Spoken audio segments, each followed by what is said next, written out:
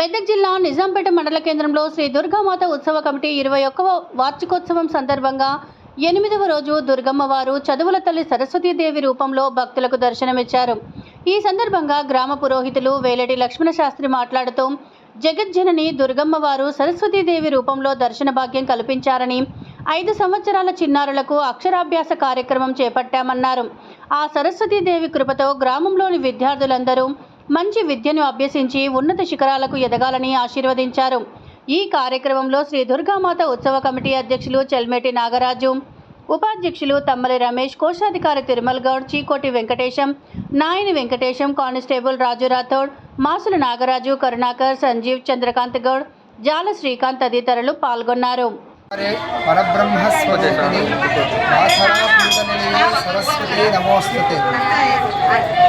అంబ నవాంబుజోజ్వల కరాంబుజశారద చంద్రచంద్రికాః నంబర చారుమూర్తి ప్రకట స్ఫుటరత్నదీపికాః చుంబిత దిగ్విభాగ నిజ విలిప్త నిజ ప్రభావ భావాంబర వీధి విస్మృతిహారముంచూడు భారతి.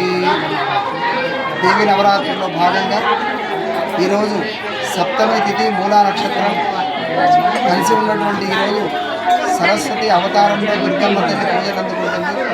నిజాంపేట ఆంజనేయ శివ పంచాయతీల ఆలయంలో జరుగుతున్నటువంటి దేవి నవరాత్రుల్లో పిల్లల చేత విద్యార్థుల చేత సరస్వతి అమ్మవారికి పంచామృతాలతో అభిషేకం చేయించి నిజాంపేట గ్రామం అంతా కూడా విద్యాబుద్ధులతో చక్కటి శోభాయమానంగా వెదజల్లాలని వెలుగొందాలని ఆశీర్వదిస్తూ ఈ యొక్క మూలా నక్షత్రంలో అమ్మవారికి సరస్వతి పూజలు చేయడం జరిగింది.